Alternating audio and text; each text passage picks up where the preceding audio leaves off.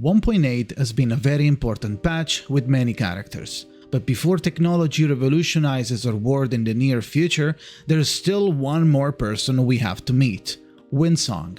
Welcome to her build guide.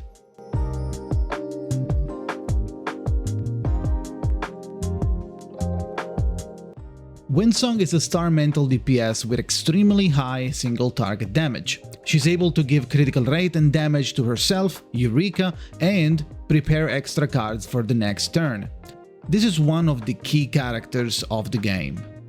Thanks to her kit and nature of her ultimate, her single target damage is one of, if not the, highest in the whole game. Her gameplay is pretty new to the table. She wants to hold on as many cards as possible before casting the ultimate, then use them all in one singular instance. So if you're in need of a star carry, she's the one for you. But let's move on and learn more about her.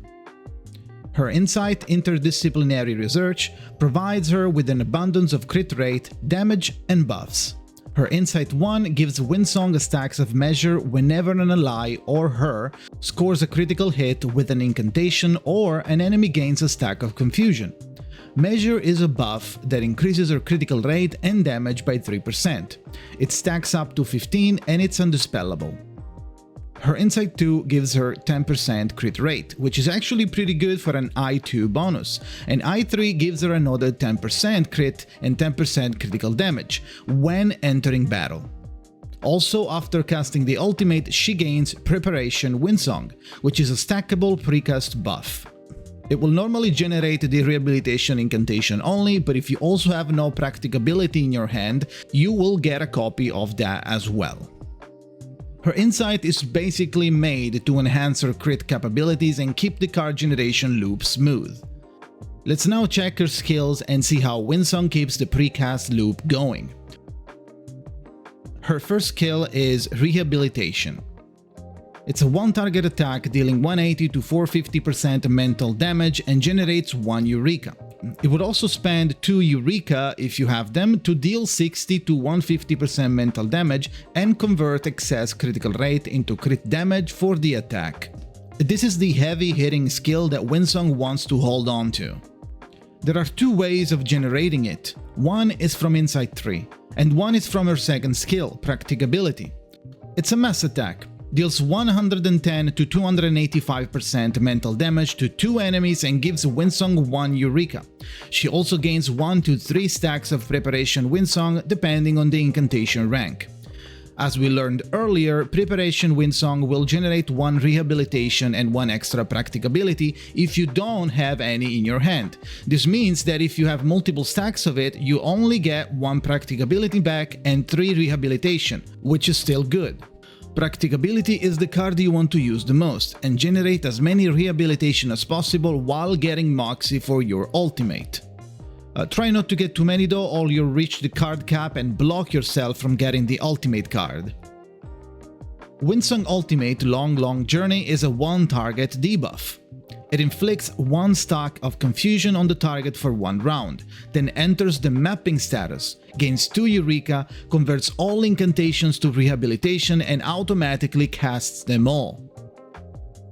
This is the finisher you want to use to cast all the rehabilitation you saved up in your hand, but that's not all there is to it. The mapping status that Windsong enters after casting the ultimate converts excess Eureka into measure stacks.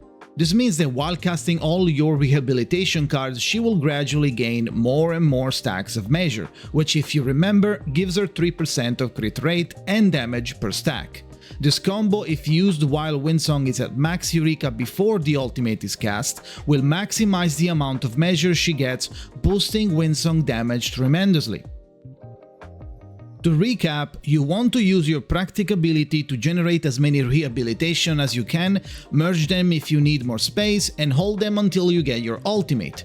Try your best to have max Eureka, as many buffs as you can, then cast your ultimate and nuke.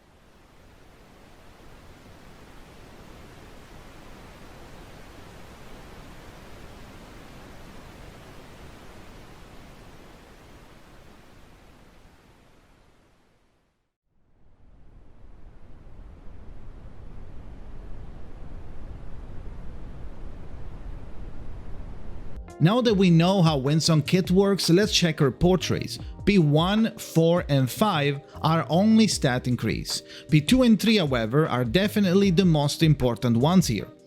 P2 gives her a 15% increase on her permanent I3 crit buff for a total of 25% crit rate and 25% crit damage increase when the battle starts. While P3 increases the Eureka gain from 2 to 5, immediately making use of the overflowing Eureka mechanic. This way, it will be much easier to have max Eureka and gain measure stacks. There's also a new tuning coming in 1.9 which will help her card generation by a lot. It's called Unfinished Tune and it brings two useful abilities. One is the removal of the rightmost card, which can help making space for the ultimate, or more Windsong incantations, and the other generates a precast copy of both skills of the chosen character, further speeding up the whole rotation. When it comes to Resonance build, it goes without saying that we should be going for a crit-oriented one, considering the conversion of crit rate from rehabilitation. Personally, I don't think there is any other scenario where you would go for something else, so this time I will only show you the crit build. When it comes to side tubes, Windsong has her own side tube that you can get for free from the shop, but you can just use the Choose side tube, especially if you have it AMP5 maxed out level 60, because that one actually does more damage mathematically than the Windsong side tube. So you can just use that one instead. Let's talk about the team now. Windsong wants teammates that can further enhance her gameplay, damage or debuff the enemies. For this reason, she can choose from a wide variety of characters, such as Six and Isolde for buffs and debuffs, Vila for healing, and the future coming Mercuria, even though her kit at P0 will suffer a bit in a non-Marcus team. If you want more damage though, you could also bring 37 with her, considering the incantation cast after the ultimate all count as follow-up attack, giving 37 many Eureka stacks. She also deals Genesis damage that can crit, which means many more chances to generate measure. To recap, play Windsong with 37 for a more offensive setup, 6 Isolde, Mercuria or Cacania for support and Vila as a healer.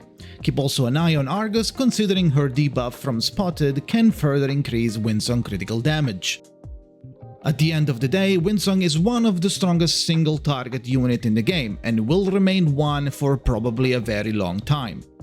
Getting her is sure to solve many of your clear problems in Limbo and in raids especially.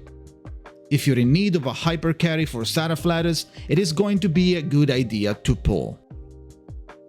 This is it for the Windsong guide. If you have any question or you want to discuss about it, leave a comment below or come to my stream at twitch.tv/Jakazin. Thank you for watching and see you next time.